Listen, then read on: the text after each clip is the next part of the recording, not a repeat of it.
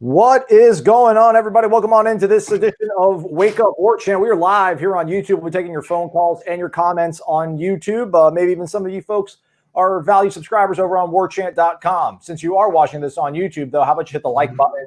I think it's below Corey. Corey's, let people know what's going on. He's dialed in. I promise you, he's dialed in. I think my yard guy just showed up. So not the best timing, but what are you going to do? Hey, we've done podcasts where my lawn people have showed up and we've powered through it, man. That's what we have to do. Yeah, that's what we do. I'm not going to be distracted. Yeah. So you see the promo code above. Order that from warchant.com. Also, subscribe to our YouTube channel. It's totally free of charge.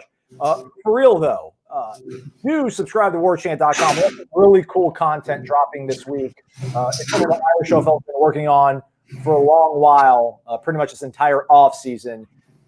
I can't spill the beans on it. I'm not trying to be that guy, but just trust me. If you're really interested in what's been going on with the program lately, there'll be a lot of stuff sort of illuminated and brought forth to you if you're a subscriber to warchant.com. Also, eat Zaxby's, right, Corey? Absolutely. Anytime you can. Lunch or dinner or brunch. I'm going to have a guy behind me with this. How long you got how large is the Clark Manor back there? The backyard is pretty small. It shouldn't take him long. That's my only hope. Okay. It's just the dichotomy of us doing this live show and then it also becomes a podcast on Wednesday and people are like, what are you guys looking at, talking about? They can hear them. They can hear them. All right, so yeah, check that out. Also tomorrow, pretty cool. Do be tuned into warchant.com as well as our YouTube channel here. We're going to have our first media availability with the football team, coaches and players, or at least head football coach Mike Norvell and some players. They're going to be doing some good works, community service at an area elementary school. We'll be on hand. It's a little bit of PR, but obviously we'll get some questions in about how the football-related stuff is going. So who knows, Corey? Maybe that just means we're one step closer to this whole thing happening. By happening, I mean the season. Right, yeah. Hey, every day we're one step closer, right? That's how you got to look at it. No, they haven't canceled it today, so that's one day closer to the season starting. Mm-hmm. That's a great way to look at it. All right, hey, look at that. We just opened the phone lines, and a phone call has come in. Let's hurry over there and see who it is. Welcome on into Wake Up Warchant, presented by Zaxby's. You're live on YouTube. A whole bunch of people listening to you, I promise. Who's this? Good afternoon, Aslan, Corey, Skater Kirk. What's going on today? Good, G. What's going on? What's going on in the 757? Just like FLA, man. It's hot and humid. So I hear you. Just loving life. I guess that also is Georgia. Always forget Corey goes back and forth. Yeah. The guys behind me doing the yard work right now, it's really hot for them, it looks like. Yeah. So what's up, G? What's going on today, man? Alrighty. I don't know if I want to talk about the new face shield or how about the pod idea about going to the pod and playing each team twice. From what I could figure, if they did that, they do the schools in Virginia and above and include one of the North Carolina schools and everything south of Virginia, like Clemson, Duke, FSU, Georgia Tech, Miami, let's say NC State, and Wake would be our pod, which is weird because I don't want to play all those teams twice. I mean, I just want to play a football season. I'm with you. I think on the Monday program when Corey and I were talking about it, I wasn't that big of a fan of the pod just because think about like all the heartbreaking and enthralling victories and losses against Miami, and imagine having to face them like twice in a year. Although, I mean, hey, that's what NFL teams do with their division rivalry, so maybe it wouldn't be that bad. Listen, you're also allowed to beat them twice. Yeah, that's true. That'd be a fun year. So what do you think, Corey? Are you in for the pods? I mean, I want a fall season, so I'll take pretty much whatever they'll give us. I would take – so it would be 5 teams, right, that you play twice? Wouldn't that it'd be 16 pods, or would it be 5-team pods where you play each team – you play 4 teams twice? Well, there's 14 teams in the conference, isn't there? We got more than 12. We got 14. But Notre Dame would make it 15, so I think they'd be 5-team pods, so you play 4 teams twice. Yeah. Man, again, anything is better than nothing. So it's not ideal. Nobody wants to see you play Wake Forest twice, or for that matter, Clemson twice. but it's football. In any way they can give us football to consume where it's safe and we get to watch them and we get to sort of get back to normalcy and watch college football on Saturdays. If they just want us to play Wake Forest, play Florida State, play Wake Forest 8 times, 8 weeks in a row, I'm all about it, just as long as there's college football. It does make sense. It seems like, I mean, maybe a little overboard with the safety and health aspect. I mean, that you're playing the same team. So, that's less sort of, I guess, cross-contamination of going against other programs. And, but then again, I mean, you're still staying in the hotel and traveling up there, but maybe it's not as far. But I mean, again, that's about as close to a bubble as you'll probably get as creating these pods. So, man, like Miami, come up, get it. Come get some, Miami, and we'll come down to Miami Gardens or wherever your stadium is these days, and we'll hand it over to you too. I'm fine with it. It's going to be a crazy season. We'll look back at this in 10, 15 years and laugh about it. Anytime somebody says, "Oh, this is the first time that this happened to Florida State since 2020," and you're like, "What?" And you're like, "Oh yeah, that was that year." So like everything is off the table, or everything's on the table rather. Everything is, tradition being damned. Whatever they put out there, I'll take. Oh, there we go. Some leaf fall. All right, man. Are my windows open? You got anything else for us? Inside the house. Yeah, I'm just wondering what they're talking about, like for high school football down in y'all's area. They haven't made a decision up here in the 757. They started conditioning yesterday, where kids could go out and run and things like that. So what's going on in Tallahassee and up in Georgia? Leon, put the kibosh. They haven't made it official, right, in Leon County, but they suspended all workouts, right? Team workouts and team practices for right now. And yeah, I just think it's going to be tough, man. It's just going to be tough they don't have the testing capacities, obviously, that the college teams do. And I mean, you could also make the argument, hey, man, if you're letting them go back to school inside a building, breathing on each other all day, but you can't let them play football next. I get that side of it too. Or maybe all the parents could sign release forms. I think they're going to err very much on the side of caution when it comes to high school athletics, because they just don't have the testing capabilities to test 3 times a week to make sure all these players. And some of these high schools, not maybe Leon County, but other parts of Florida, other parts of Georgia for sure, are very rural, and they don't have access to 700 tests a week or whatever it might be. So yeah, it's going to be hard. I think most of them will probably end up moving their stuff to the spring. All right, G. Thanks for the call as always, all right, man. Hey, I appreciate it. And go Noles. Hoping for a season this year. We all are, friend. We all Amen. are. All right. Hey, shout out to this. How about this guy, Andre Elam, big spender. Yes, Andre. Nice, buddy. Guy, man, just dropping it from the sky. Says, thanks for the show, guy. This Dre man from the 404. Westlake. So, shout out Westlake. Let's take another phone call. Welcome on into Wake Up Warchant, presented by Zaxby's live here on YouTube. Who do we got? This is Daryl from Thomasville, North Carolina. How y'all doing? Good, Daryl. Good. How are you? Good, man. Yes, first-time caller. I listen to y'all all the time, in the mornings and in the afternoon, whenever y'all on in the afternoons or at night. All right. Is this Captain D? Is this Captain D63? Yes, sir, it is. All right, there we go. All right. There you go, Aslan. Nice. Respect. I know my peoples. Thanks for calling in, Daryl. We do appreciate you usually posting questions on the Renegade Express. What's on your mind today? No, I know Corey's mentioned it. I think Ira's mentioned it a few times about Notre Dame coming in to the conference maybe full time. Is there a legitimate chance of that happening, or is Notre Dame go play hardball and just kind of see what they can do on the fly? I talk a big game, obviously, and I think the ACC, it's easy for me to say my job doesn't depend necessarily on Notre Dame being in the ACC, or even, the basketball team, the softball, everything else is in the ACC. You don't want them to just be gone and go to another conference. So I don't foresee a scenario where Notre Dame joins full time, but I do think that whatever money they get from NBC this season, because the only games they're going to play almost certainly are going to be ACC games. So the only product that NBC will have on those Saturdays where they get to air Notre Dame home football games which is a big part of their sports package, is because the ACC has let Notre Dame play 8 conference games. So with that in mind, Notre Dame needs to fork over some of that NBC money.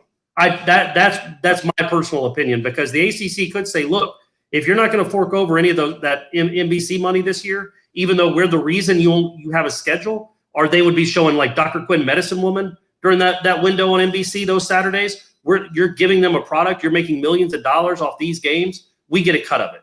And if we don't, okay, then you don't play football this year. That would be the hard bargain I would, and I think I'm certainly not a business executive or a TV executive. I think there could be a good chance that the ACC gets some of the NBC money. But other than that, no, I don't foresee where NBC or Notre Dame just becomes a permanent member based on this year. I would love the ACC to try to lean on them and to make that a reality, but I don't know that there's a lot of will there to do that by the people in the ACC. Right. My second question would be if the ACC going to a pod game, pod games playing the pod or anything. If they do go to something like that, would the ACC still allow, and the SEC would they still allow the FSU in Florida play, or say Georgia Tech, Clemson, South Carolina? Were they still allowed in to play that game, or is that going to be one of those games that they watch for maybe next year? What do you think, Aslan? Well, Daryl, you're a subscriber. Ira and Gene spilled all that out in the War Room report that's up on the Tribal Council. But I mean, not to play too much of a spoiler, but according to their reporting, it does sound like both of those conferences are having some sort of conversation, at least to keep those sort of challenge games, if you will, perhaps at the end of the season. So it does seem like those will be preserved if they can. They're going to try everything they can to preserve them, because Corey wrote a column on Sunday. So Corey did his part. Right. You're welcome. I turned the tide. They were thinking about not doing it, and then they read the Clark column, and they're like, you know what? This ball guy makes a lot of sense. Let's go ahead and do this for the fans. Right. I hope they keep it.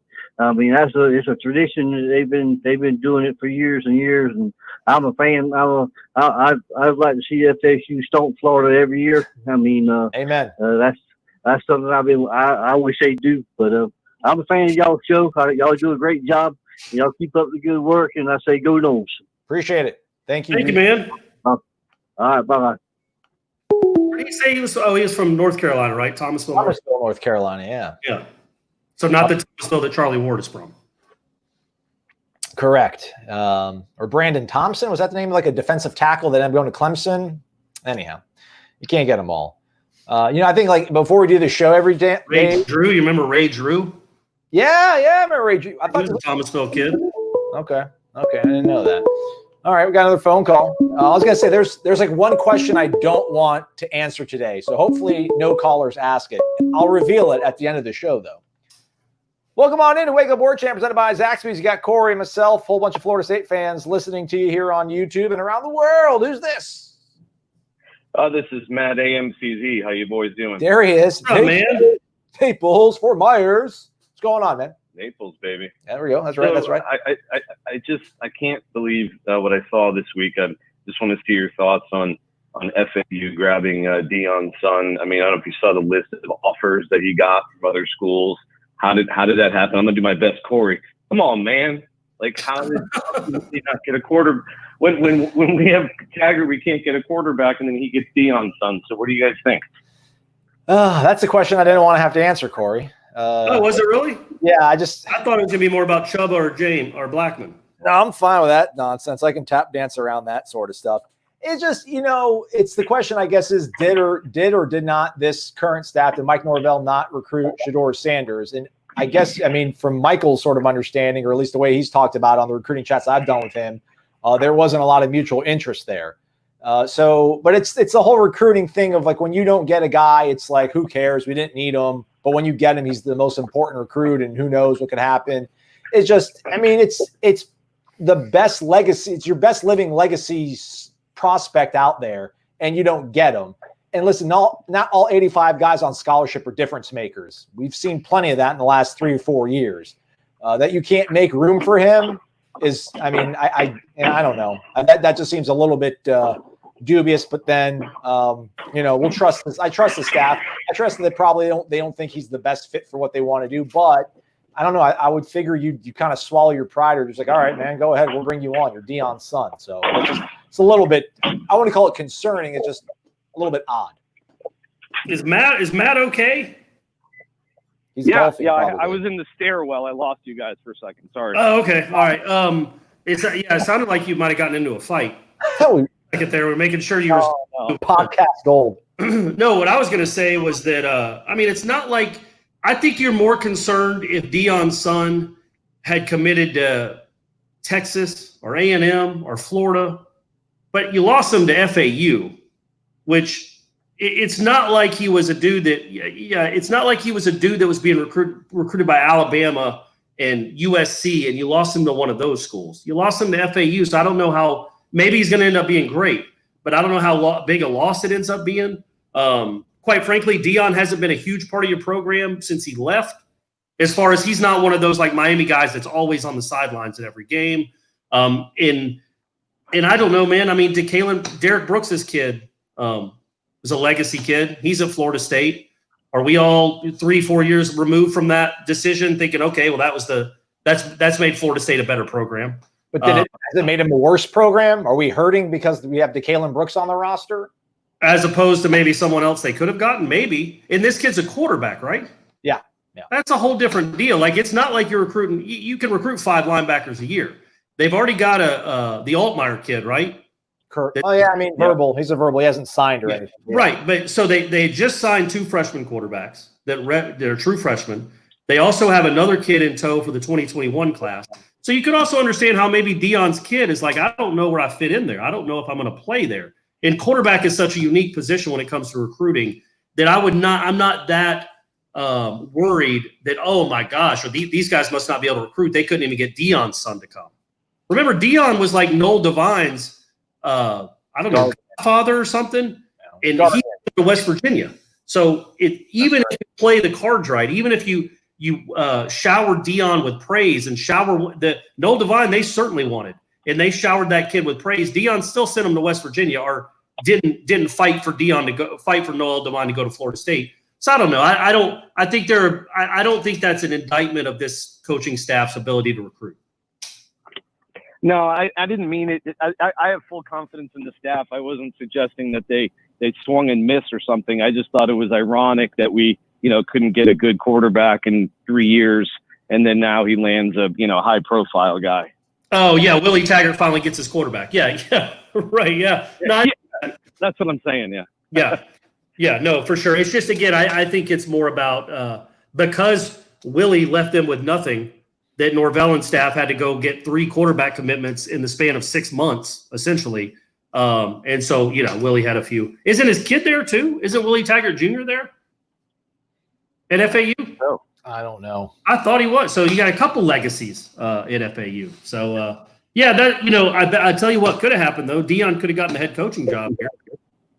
And then I guarantee you his kid would be signing with Florida State. So they blew that chance. Yeah. He is. Yeah, he's at FAU. His son's at FAU. So Dion's kid and Willie Taggart's kid are going to fight it out for the starting quarterback spot. Yeah. That'll be uncomfortable. That'll be interesting. Hey, Dion's kid might be at Florida State in a couple of years anyway. Yeah. Okay. Transfer portal.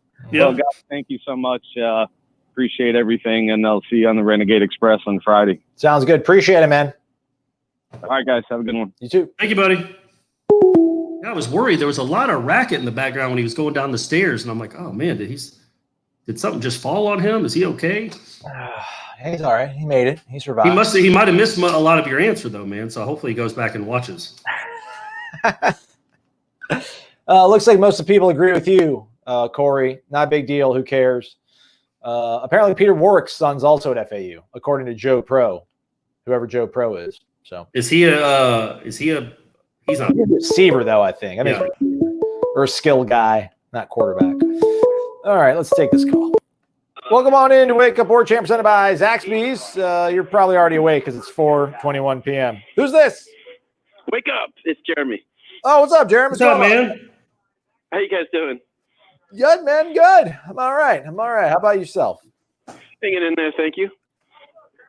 Not to pile on the last topic of Shedeur Sanders, because I'm fine with not getting him, but he released an IG video announcing his commitment, and Willie was in the video. Now, I know this might be a question more for Michael, but isn't that a violation? How was he in the video? Was he like standing behind him, or was it a picture of him? Like, what was he doing in the video? He was receiving a phone call from him, and then at one point he said, like, "Go Owls," but he wasn't his video. Not like with him, but there. As long as you think. I was trying to see if I could find it and pull it up actually, but I don't have Instagram, which I probably should get on that. My first thing I would think about is whether or not that's a like recruiting violation. Whatever, have fun down there. It's hashtag football in paradise or whatever. Enjoy yourself. I don't know. I mean, I guess if it's on that kid's account though. If the kid did it, I don't know that Taggart I don't think it'd be a violation of Taggart if they just have a picture of Willie picking up the phone. I mean, he could be talking to anybody. If it's on that kid's Instagram account, now obviously FAU couldn't do something with Deion's kid as far as promoting that from a university tweet. But if the kid did it, I don't know that would be a recruiting violation. And if it is, it's secondary. Willie's gonna have to cheat a lot more than that. Okay. Well, hey, once again, I just want to thank you guys for all you've done. You guys have stepped your game up more and more every week. Thank you so much. I'm trying. Go Knowles. Rate and review Warchant with a 5-star rating. Support Zaxby's and don't question Aslan's loyalty. Yeah. Amen. Amen to that. A check is in the mail. I just got a fresh set of checks. Thanks, man. Thanks, Jeremy. Appreciate you. Thanks, Jeremy. Oh, here we go. There's always one, Corey. There's always one. Why are we still talking about Willie Taggart? It's Taggart with an A. Why are we still talking? We were talking about him because here for 2 years. Why are we still talking about that for 2 years? He just signed Deion's kid or got a commitment from Deion's kid. Also, this is erroneous. I'm not telling y'all to lay off the recruiting questions, but just I wouldn't ask my mom, who's a nurse, about car advice. So I mean, just you could. Hey, we know recruiting. We might not know the names of the kids this year, but we know how the game works. We know how recruiting works. The funny thing was that his older son, Shiloh, I think that's at South Carolina. I don't think Florida State swung and missed with him, but it was just one of those things where, he's just not Florida State caliber. But when that happened, it was like, you got to get Shedeur, though. Like, Shedeur's it. Like, that's the kid. You got him. But that was 2 years ago. Kids play football. They don't look as good. Stock drops and things like that. The one legacy they really missed, obviously, seemingly in the last 10 years or so, is Devin Bush's kid. Yeah. And I remember I used to have a podcast where I talked to, it was called Tuesdays with Corey Aslan. And I interviewed Devin Bush Sr. for an hour just about his career. And at the end, we talked about his kid. And he was really angry with the way Florida State was recruiting him. And this was when he was junior. And he said that Florida State was barely looking at him, wasn't interested in him at all. So that was a miss. All right. That's 404. Isn't that your neck of the woods? Yep. ATL. Let's see who it is. Welcome on into Wake Up Warchant, presented by Zaxby's. You're live on YouTube with Corey and myself. Who's this? Hey, what's up, Aslan, Corey? This is Andre Elam from the Westlake area. Oh, Andre. What's up, man? Andre's making it rain and calling on the phone line. What's good, man? Hey, not much, man. I just want to say, man, I really do enjoy y'all show, and I catch y'all every morning when I wake up at 5:30 in the morning to get ready for work, man. I really do appreciate and enjoy your show. Man, well, thank you very much. Andre, did you go to Westlake?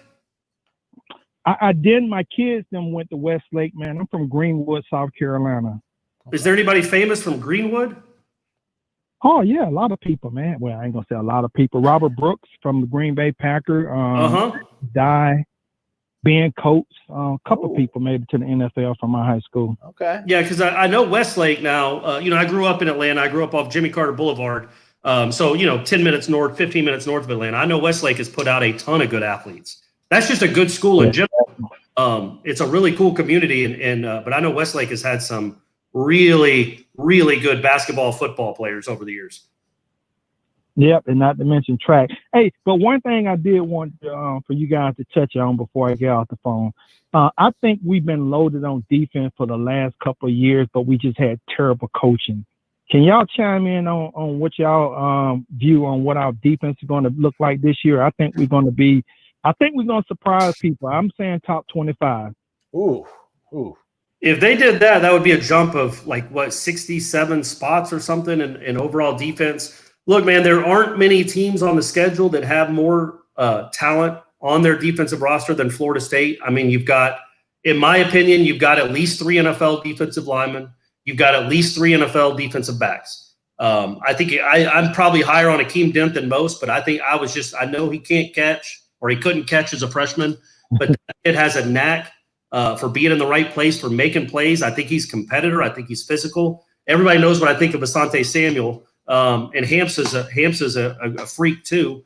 And I just think there's a lot of talent there. And yes, the coaching last year, it was a huge mistake to go to a 3-4.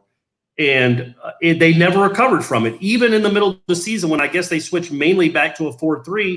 Well, you've been practicing a 3-4 most of the preseason, and it just nothing worked. These kids can't play, or the coaches couldn't teach zone defense and zone principles because they were awful at it for the whole season, for the whole 2-year run. And I think Harlan Barnett can coach defense. I mean, the stuff at Michigan State wasn't an accident. He was on that coaching staff. He had a lot of input. He was a co-defensive coordinator.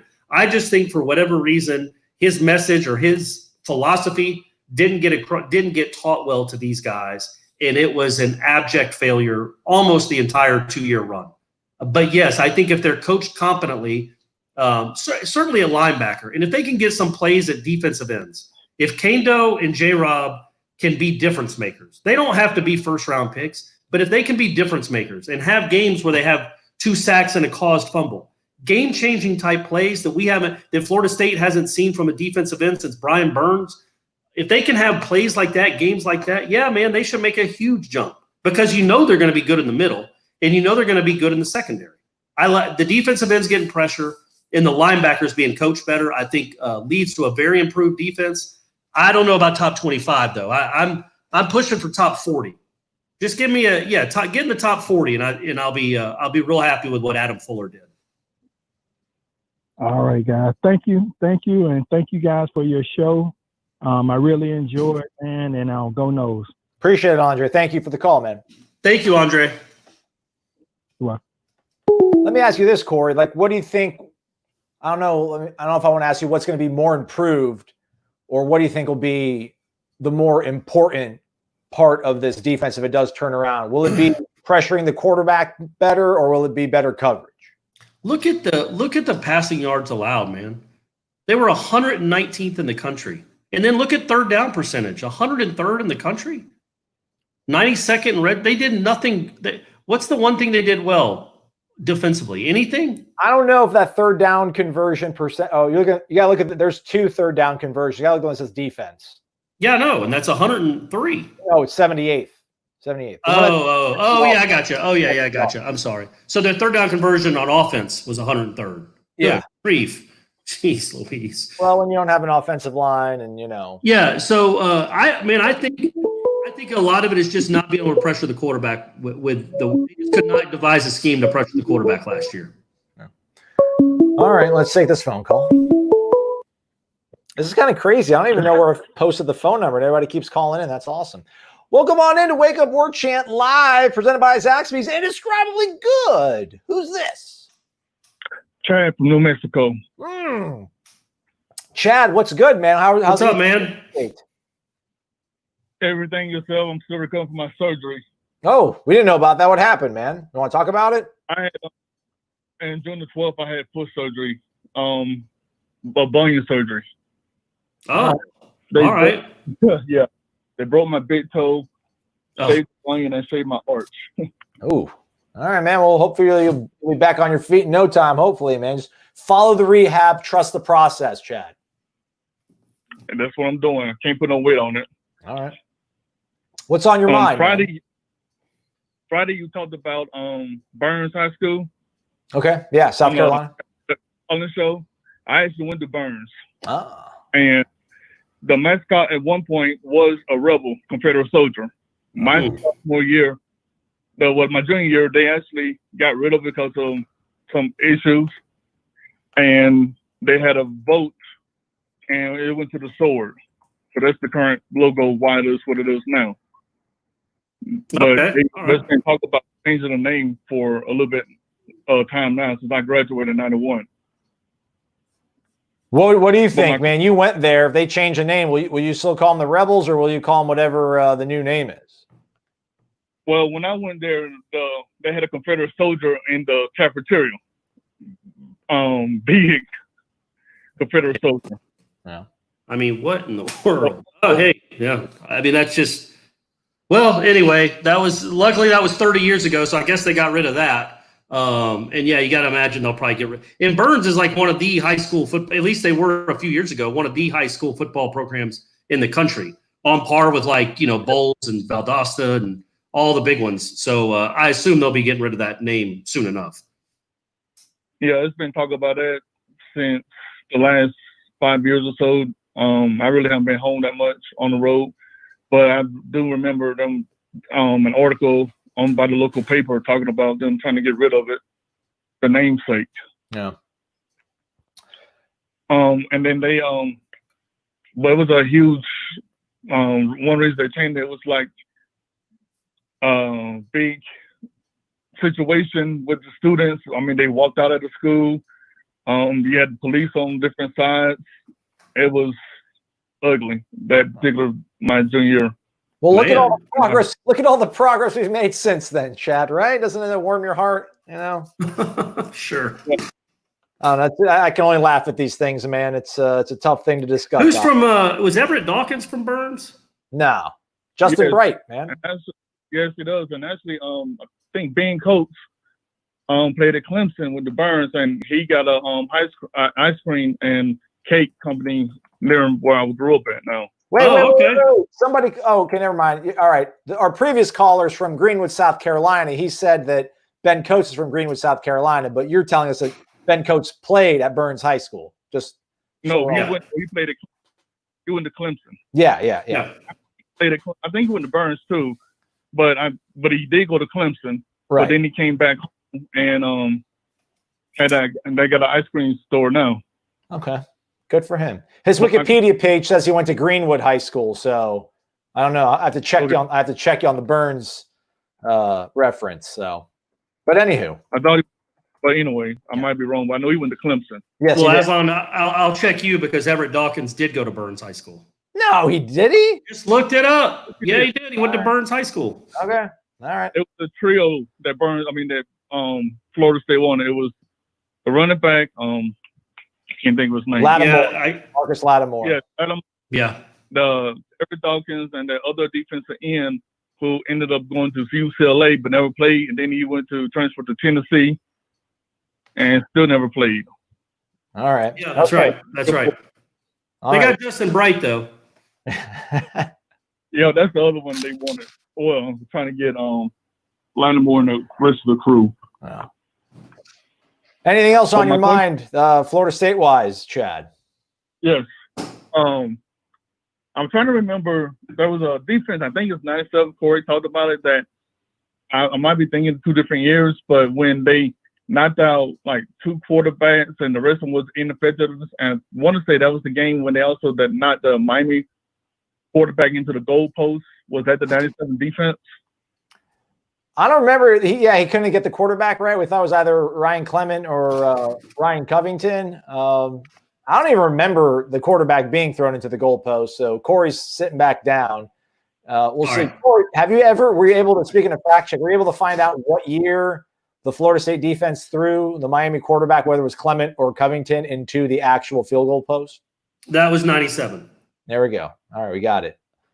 Speaking of fact checks, Chris Clayton dropping some information. Ben Hall is the actual tight end that went to Burns and now has an ice cream shop.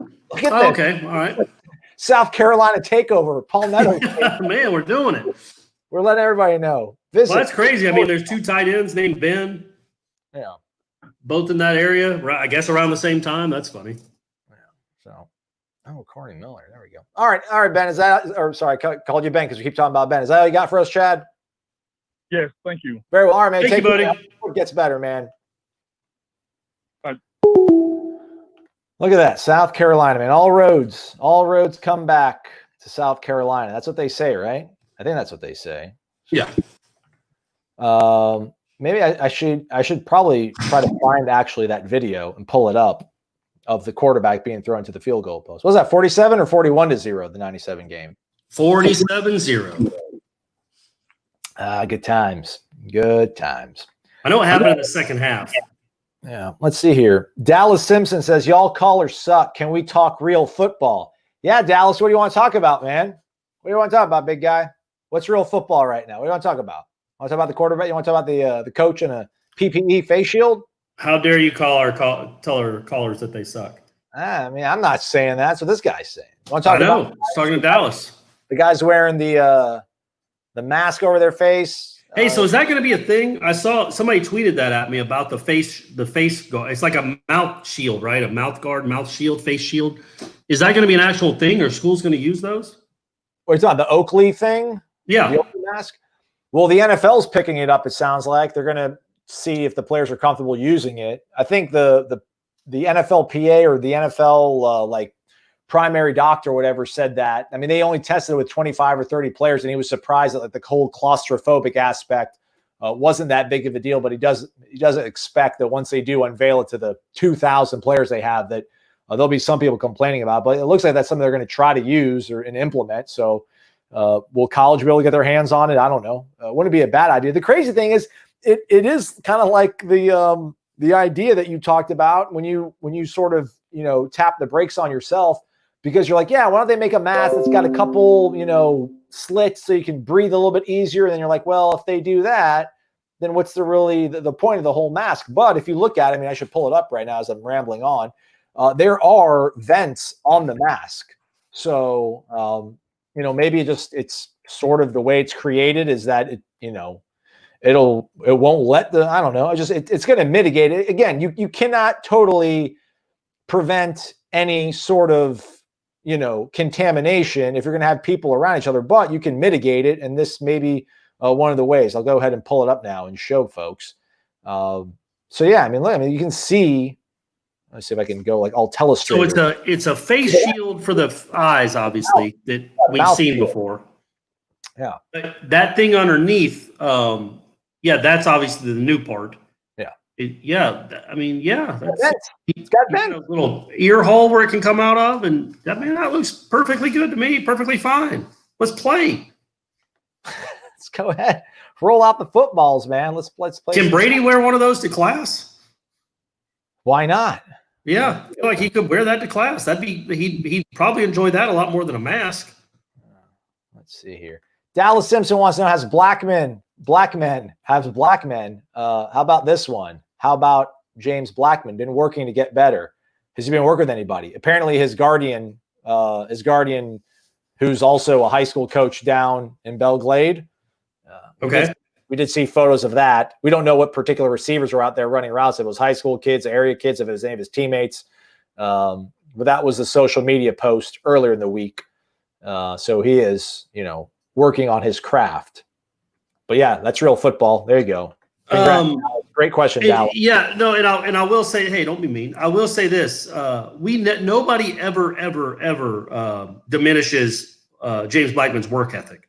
I do think number one, we know he cares almost to a fault, not almost to a fault, but also he works really hard. Nobody doubts how hard he's working and what he's doing to get better. And I'll be honest with you, I know we don't say always great things about James Blackman because of the resume he's put together so far.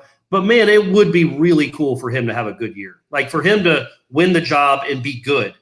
Because nobody wants it more than that kid. And that would be that would just be a cool thing to see. For him to, I'm not asking him to win a national championship.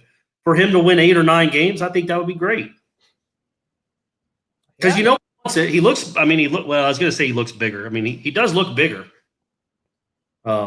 205. I mean, I think he's pushing probably two bills now. Don't you think? I mean, he looks like he's kind of stacked and put together a little bit in that picture. Yeah, there we go. I should look up the updated roster. They do have updated weights on there. I think he actually is over 200 now. Golly, I mean, God, he was at 176 at one point. Was like a success. It was like, wow, look at that. He's put on. And 6'5", 176. Yeah. different kind of skinny. He's listed at Yeah. 6'5", 190 currently. Man, that looks like 15 pounds of legit muscle. I mean, that to me looks like a transformed body. Now, he's never going to be one of those guys he's not going to ever look like Tim Tebow in the chest, but he does look bigger to me. Why would you go there? I mean, of all the people to reference. I was trying to think of, I don't know. I was trying to think of Timmy Jernigan. How about I say Timmy Jernigan? Eddie Goldman. Well, I was going with quarterbacks. Ernie Sims. Marcus Outson. Who else has been a stock? Dan Kendra. Dan Kendra would have been a better one. You're right. Kendra was Tebow before Tebow. He just didn't get it. Hurts. How about Jalen Hurts? Let's just eliminate Tim Tebow when it comes to any sort of barometer of anything. Sorry, my fault. Unless we're talking about failed minor league baseball players. I was going to say, you tell Brady, hey Brady, if you don't do well in school, you can go and be a failed minor league baseball player like Tim Tebow. Yeah. Okay? So he's 31 years old, still in the minor leagues, 32, something like that. Yeah. So let me pull up the photo. Have you seen our guy? Have you seen our guy Tamorian Terry with his new number 5? No. Oh man, let me see if I can pull it up. He looks. I mean, I don't want to get all hot and bothered this early on a. Yeah, it's too early for that. It's in Warchant After Dark. Yeah, let me see here. There's too many FSU accounts, man. I don't even know what's the FSU football one. Because I'm on, I think it's just FSU football. Is that is that how they roll? I'll pull it up. It's a really great podcast. All of you folks, I just want you to know that you are the most important people to me that actually subscribe to the podcast and listen to it. I'm sorry that the Wednesday podcast is what it is, but we're trying to stay afloat here as an entity. Look at my guy. Look at that guy. Look at those arms. Yeah, pretty jacked, man. Pretty jacked. Dude, I mean, he's got the hair trimmed up. He's ready, man. The flat top is gone, although I can't endorse that. I think, the flat top is the way to go. But his arms, man, looks like David Boston. Remember David Boston? I was going to say, I kind of hope he cuts it out. Like, enough's enough. Like, whoa. I don't want you to get too big. Don't get too big on me, Terry. Like, you were pretty darn good the way you were. Like, if you're adding some usable muscle, that's fine, but don't get addicted to working out where you're not the same guy. Because we've seen that before. You don't want to lose anything. You don't want to lose a step. The stems still look good and athletic. Very twitchy, very springy, and then the upper body just looks like good luck tackling him. Yeah, no, that's a good look, man. It's a good look. He looks big. He looks physical. You're right. David Ball, maybe Anquan. Anquan run under 540 his last couple of years in the league, but it didn't matter because he was so physical. He had those hands. I'm sure the Hall of Fame. I don't know if he will, but it'd be cool if he did. Hey, look at this. Thomas Whitten has a story idea for you, Corey. If we don't have football, can you do a series with different lawyers on how we can use this time to get out of our guarantee of rights or grant of rights? Yeah, there we go. We'll talk to one a week just on that. Yeah, how to get into the SEC. I get the SEC would take Florida State now, don't you think? Yeah. As more than anything, just as an FU to the ACC. I think they would do that. Florida State and Clemson tag team it up and go to the SEC. Or the Big 12, and we could all go enjoy our trips to Lawrence, Kansas, and Waco, Texas. That's it, man. Nobody wants to go to the Big 12. Yeah. Well, we tried. Yeah, that was the Stillwater. Come on, man. Who wants to go to those places? Those aren't road. Florida State, the cool thing, and I've said this before, but one cool thing about the ACC is when you do go on these road trips, whether it's to Winston-Salem or Chapel Hill or Raleigh or even in Virginia, there's a pretty good pocket of Florida State fans in all those major cities in the South. There are none in Kansas or Oklahoma or Iowa. Good luck going to, where is Iowa State? Ames, that's right. Yeah, there might be 9 Florida State grads that have even driven through Ames. There are none that live there, but there might have been 9 that have been in Ames for some reason. In Lubbock, Texas. No thanks. Hey, look at Abdel. He usually asks us a basketball question, but even he has succumbed to football season because it's happening. Who's your guy sleeper wide receiver? Terry, DJ, Helton, and Warren or Givens? Mine is freshman Brian Robinson. He lit it up down here in Palm Beach County. Why is Warren a given, Abdel? I don't believe that. That's Corey's stock pick. That's just a big stock winner for you. I like, but the Brian Robinson kid. So he's a true freshman that was an early enrollee, right? Correct. So He got those valuable the three practices in the spring. But I tell you what, there wasn't anything I really saw. I'm not going to say I necessarily saw him do anything on 1-on-1s or 7-on-7s that wowed me. But, man, the kid moves really well. He looks the part for sure. He's really impressive with just his build and the way he moves. We'll see how it translates. I'll be honest with you, unless he's just a super duper right out of the gate, I don't see him contributing much as a freshman because there's so many older guys in his way. But next year, Tamarian's clearing out, DJ's clearing out, maybe somebody else. He'll have a much better chance, I think, as a sophomore to do some real damage because the guy really does look impressive. On air, against air, he moves as well as any of them. It's just, he didn't do anything to really stand out in 1-on-1 stuff or 7-on-7. But yeah, that's a good pick. I like that pick. Pokey, man. He started a handful of games, so I don't really know how much of a sleeper he is. But again, I think people talk about Terry. I think people talk about DJ and Helton. These givens that you talked about. Warren Thompson. Well, no one talks about Pokey. Pokey's real, man. I'm with you, man. I'm with you. He's as fast as Tamarian, is what they say. Yeah. So if you got that kind of speed, you should be on the field. And I can't remember him having bad hands. There's nothing where I'm like, oh man, Pokey dropped that one pass. Remember that? Never forget. Oh, Pokey's reliable. Pokey, they're taking photos of Pokey as well. That's not Pokey. I know. I pulled up the wrong tab apparently. Why did Tamarian go to number 5? What was wrong with Tamarian? I don't know. I'm not that. You're trying to build a brand. Tamarian. Peter Wart didn't switch his number his senior year. He stayed number 9. Stay with 15. Stay with what works. Yeah, there's Ontario. Good hair, good twist on that, fresh twist. Look at the arms. Sure. Good vascularity, good striations. Look at that. Okay. It's like the 405 or whatever, the 485. I don't know what you're saying. It looks like you're for the people listening on a podcast, Aslan is pushing or pointing out a vein on his bicep. Yeah. They do look like they're in good shape at least. None of them. It'd be bad news if these two guys had a gut on them, they hadn't been doing anything for the last 4 months. They look like to be in very good shape. Uwatu, who's playing the Fox in the linebacker, defensive back tweener position? Well, that's good. We don't know. Jalen Lars Woodby. That's probably your star. Although I should probably watch more of Memphis's football games to see what Fuller was trying to do, and then who's going to fill into those spots. But I think Hamsa's going to be a guy that's going to probably be all over the place, I would imagine. Yeah, those are the two names that make the most sense. Again, we'd love to have a better answer for you, but they had 3 practices and only 1 in pads. Obviously, if they had a full spring, we would have a much better idea who was getting looks at those spots. Even though Hamsa and Jaden weren't going to be practicing in the spring, we could have seen more about who was vying for that role. But we just didn't. We had 1 day of them in pads. Not necessarily in those roles, but a guy I keep bringing up because I think he's going to be a key is Amari Gainer. He's not going to be playing I don't think he's going to be a tweener between linebacker and DB. I do think he's going to be a tweener between linebacker and defensive end. I think they're going to have him off the edge a good bit. I don't know if he'll ever put his hand in the dirt, but that's a guy I think they will definitely want to get in the pass rush game. And man, it'd be nice. I just think that guy, his build and his physicality, and he is a dude that, again, he's one of the guys that you have to say whoa to in practice because he wants to hit so much, which is not a bad thing. LaMarcus Joyner was one of those guys.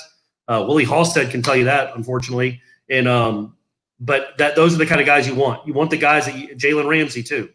I saw him get thrown off the team for half a second during a practice in the summer of 2014 because he was being too physical. So those guys are the guys you want. I'm not saying Amari Gainer is LaMarcus Joyner or Jalen Ramsey, but he has a similar mindset where he goes right up to the edge of being too physical with his teammates, which, worked out for those two guys. I think it's, again, right? Don't you think that's better than the guys that you have to tell him to pop the pads? Amari Gainer, that's all he wants to do. Absolutely, man. We could use a little more aggression at the linebacker spot. Just don't get ejected. Just don't get ejected. Just don't target. And if one of your teammates has got a really easy fumble recovery, go ahead and let them have it. Don't rip that. Don't be so aggressive that you rip the fumble out of their hands. Hey, look at that, man. You guys signed Liaziel Puig. I saw. Yeah. Congratulations. Braves got him. The Braves got him. A difference maker. He actually had a good season last year for the Reds, or pretty good season last year for the Reds. It's because Markakis opted out. Yeah. Can the transfer cornerback from Mississippi State, can he play this year? Talk about Jerrion Jones. We have not heard the latest on his waiver request. You did have to put a waiver in, but hey, look at JT Daniels from Southern Cal. He's immediately eligible for Georgia. So surely, a cornerback that's going to give depth to Florida State would be fast-tracked and treated as such. What percentage of guys don't get the waiver now? Like 3%? Like it seems like everybody gets the waiver now, so I would assume he'll be eligible. We'll see though for sure. And yeah, bad news for the Wake kid, huh? The kid that transferred from Wake to Georgia. Yeah, Jamie Newman. Jamie Newman. It's like, man, I don't feel bad for him at all. Like if JT Daniels wins the job from Jamie Newman, I don't feel bad for Jamie Newman at all because he left a program where he was the starter. So it kind of comes with the territory, man. Like JT Daniels had a better reason for leaving, right? Because he was a backup. He wasn't going to play. Yeah.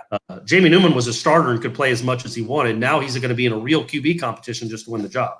Yeah. Which doesn't matter at Georgia. You're going to throw 11 passes a game. 6 of 11 for 93 yards, 2 touchdowns to the tight end. Who's the OC now, though? I mean, my guy James Coley's gone. Jim Coley's gone. So, I mean, somebody else probably dialing up more pass plays. I don't know who it is. I'll look it up. You bring up another subject. How about this? How about Marcus Holmes? Is Isaiah Bolden still on the team? Haven't heard much about him. Who have you heard about, Marcus? They haven't been practicing, man. He's still on the team. He's number 38 on the Warchant preseason top 40. So. Oh, yeah. It's Todd Monken. It's Todd Monken. GAOC, yeah. Ooh, that's a real good hire. Yeah, I like that one. Playoff plans if you're a Georgia fan. Welcome on into Wake Up Warchant presented by Zaxby's. Who's this? This is D from Pensacola. D from Pensacola. What's up, What's up, man? Good. How you guys doing? Good, hey, buddy. I'm just tuning into the show, so I apologize if somebody already asked this question. Okay. But I was thinking about how the Big Ten declared that they only going to play conference games this year. Right. And so I thought about playoff system. And if they have it, I would think that the schedules, everybody would have to kind of be on one accord for the criteria to fit the college playoff system. I know the idea before the season was tossed around about conference championships. I was just wondering what you guys thought about that. Yeah, we had was this a happy hour call we had about this, Aslan, on Friday? Yeah, I don't know. Somebody brought it up about, like, would it be fair if Ohio State goes 7-1 and Georgia goes 11-1, who gets that spot in the playoff? And it's almost got to be the team that played more games. I mean, I think the Big Ten will still be – if Ohio State wins the Big Ten and goes undefeated, they'll get a spot, probably. But, yes, it is something that has to be taken into consideration. If one team played 8 games and one team played 11 or 12 or played a full season, I don't know how it can't be. So my thought is, if you have one loss in the Big Ten, you're not getting in the playoff. I don't care who was it. Michigan could lose 30-29 to Ohio State. You're not getting in the playoff. I don't think that's fair to the teams that had to play 3 or 4 more games. And it's not. I don't think it's not fair. It isn't fair. So yeah, I do wonder how it'll affect the playoff. I do think that they'll still have a spot for the Big Ten if somebody is undefeated, but I don't know that they'll be. I don't think any one-loss Big Ten team would have a chance of being in over a one-loss team from a conference that played a whole. I guess the Pac-12 is doing conference only too. But again, the thing about the Big Ten is we don't know how many games they're going to play, I guess, right? Right. Like they could play 10 conference games. So if everybody's playing, I agree with you. And I do think eventually they're all going to be playing conference only schedules. And I do think that each conference needs to have the same amount of conference games. So I guess the Big 12 can only have 9, but you have 9. Everybody has 9 conference games. So that. It is going to be – everything about it is unique, man. I don't know how they're going to do it. It's bizarre. It's going to be really bizarre. I just hope we get to a point where we're having this conversation in November or December about who belongs in the playoff. I hope we get to watch a season. I think of all the things that are out there, questions that need to be answered, I think this is like the easiest one.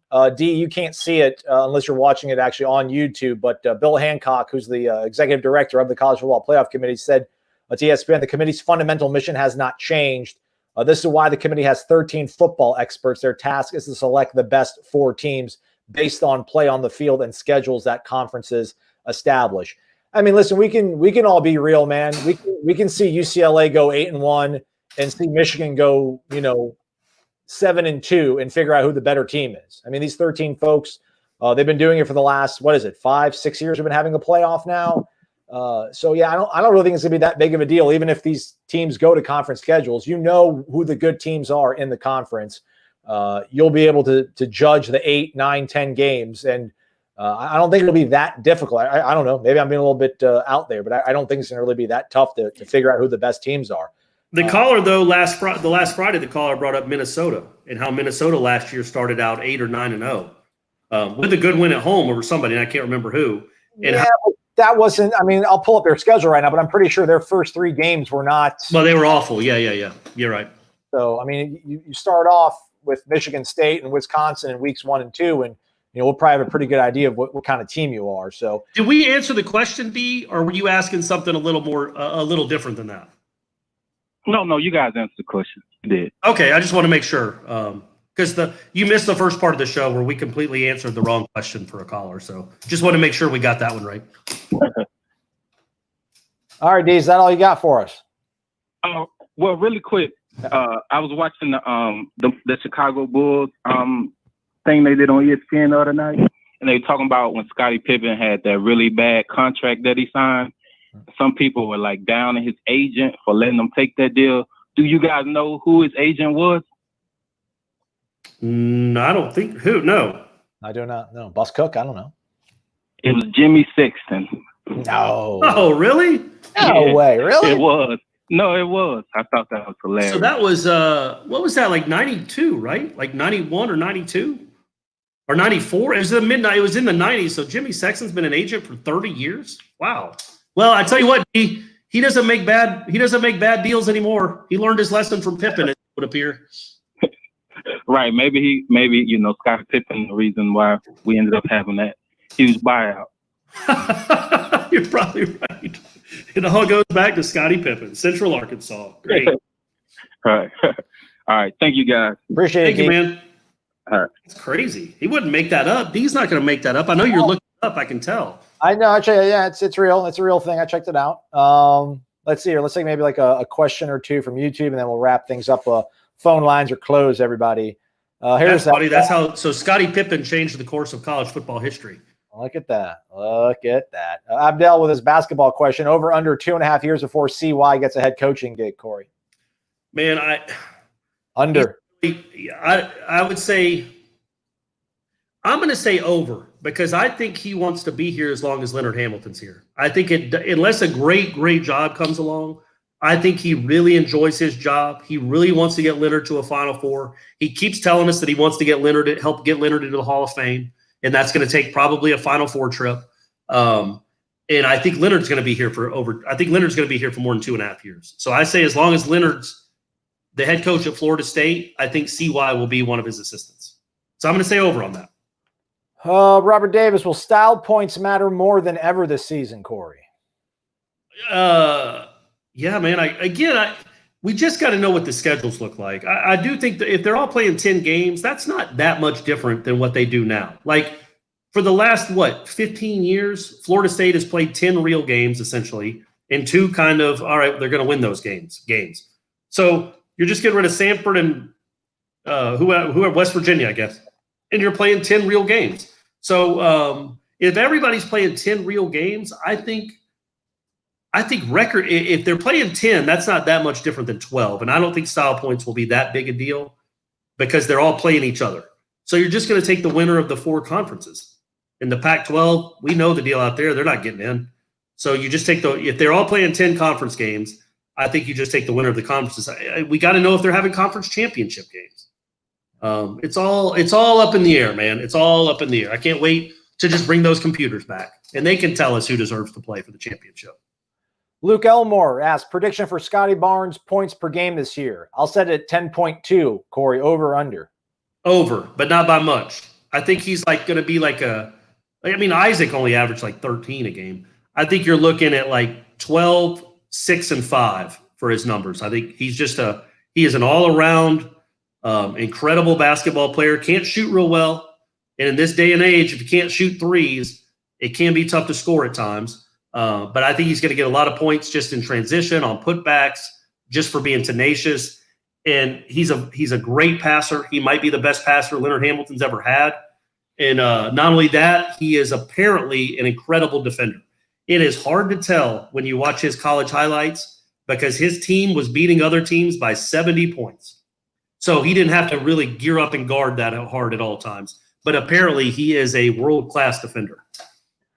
After Layburn and Corbin, there are a lot of unknowns in the running back room. Corey, who do you think will make the biggest impact after the top 2 dogs? All right, who's the Toafili? Is that right? Yeah, correct. Okay, remember, I always come back to him because that was the first call Norvell made when he got the head coaching job, was to call that kid. And then I think they're going to find, if Wren is as fast as he apparently is, Corey Wren from New Orleans, that kid, they're going to find a way. I don't know if it's going to be a running back, but he's not full-time, obviously. They could do like what they did with Kermit his freshman year, when I thought Kermit was going to be like the next Percy Harvin. I mean, that kid was incredible. If they can do that, they can find a way with Corey Wren to use that speed in the slot, give him a couple toss sweeps a game, a reverse. I think he could have a big impact this season. Not a big impact, but he could have an impact this season. The Webb kid, the junior college kid, is supposedly really good too. I just keep coming back to Toa. I know I just basically said every running back on the roster. I'm going to stick to one answer and say Toafili. I think they really like that kid, even though he's a true freshman. I think he'll get some carries for them. I like Gator Kirk's answer. I like Darius Webb. He good. He was like Mr. Alabama in football one year. Beauregard High School. Last one. Thomas Whitten. Is Clemson our only loss if we play a conference-only schedule? I say no. Thomas, what you've been watching Florida State these last few years. I love the positivity, man. I love the optimism. But I would say no as well. I think they have a few coin flip games that they're gonna one or two at least that they'll probably lose. Just you don't go from whatever they've been 18-20 the last 3 years to 9-1. I don't see that happening. I'm also not convinced they're going to lose to Clemson, guys. Oh, look at this guy. Basketball. I don't know. I don't like what Brownell's doing with the basketball program, and Leonard's got his thing up and running. So I feel like Florida State could beat them twice again. They had that bad taste in their mouth because they lost to Clemson on that buzzer beater, which was their last loss of the season. I like Hamilton's team to really take care of Clemson both times they play them this year. Also depends on who's in our pod. If it's like Georgia Tech and Wake, BC and Syracuse, we'll be all right. Who do you think the most outside of Florida State, and I'm putting them in there, who do you think are the 2 most talented teams in the ACC? I don't know about talented, but like Louisville, I think Louisville with Scott Satterfield is a pretty formidable. I'm talking about talent. I'm talking about like NFL better or just productive. I mean, we obviously know Clemson is the most talented. Miami. Yeah, I think Miami is the second most talented team, probably. Maybe Florida State's in there too. So Florida State's going to be in a pod with 4 teams, and I guarantee you 2 of them would be Miami and Clemson, just for the rivalry aspects of it and the TV ratings. So that I don't think Florida State's going to be doing cartwheels if they come up with a pod system. Right. I don't know if I was going to wait and ask you this, or I should ask you now as we go out.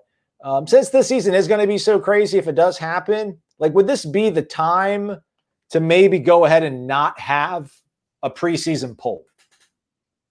Or would that make it more difficult to determine the 4 best teams if you do a playoff? If everyone goes conference only, like, would this be the time to finally just go ahead and say, we're not going to do a preseason poll. We'll release our first one the way the College Football Playoff Committee does when it's, early, mid-October?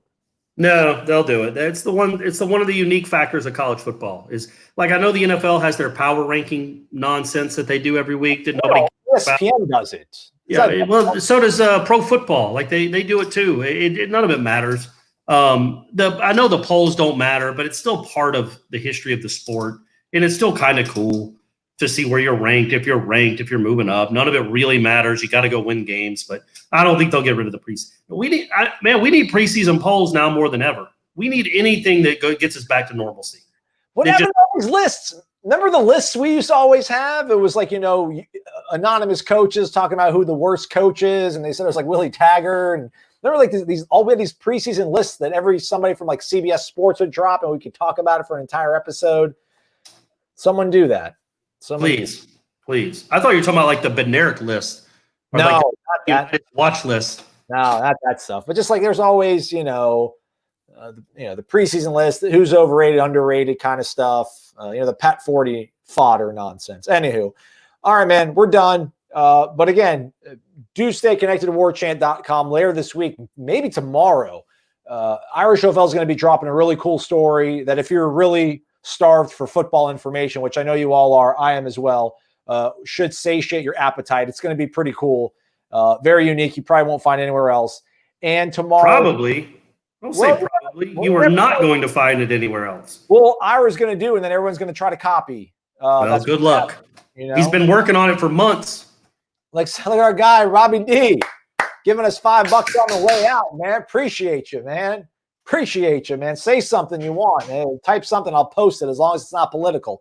But 7 o'clock tomorrow, 7 p.m. Eastern in the evening, Michael Langston recruiting chat. We'll take your phone calls, your posts here on YouTube, maybe even a few questions over from the premium recruiting board. And then also, again, Florida State will be doing a sort of a community service event at a local area elementary school here in Tallahassee in the early afternoon.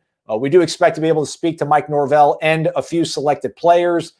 Myself and Ira will be there. At least I'll definitely be there. Ira might be finishing up this mega great store that makes your subscription worth it. And I'll be on the golf course. I think I might be on the golf course. Okay. So yeah, we'll have interviews, feedback from the players. Corey's going to work on a story regarding what those players and coaches have to say about what's going on. So Corey, if you want me to ask a question or two, just let me know and I'll feed it over there. All this courtesy of warchant.com, your ultimate Seminole sports source. So do check it out and maybe grab a bite to eat at Zaxby's. We like those folks as well. Corey, I'm done. You ready to rock and get out of here? I'm ready to get out of here, buddy. Always a pleasure, folks. Take care. Godspeed. Keep on keeping on.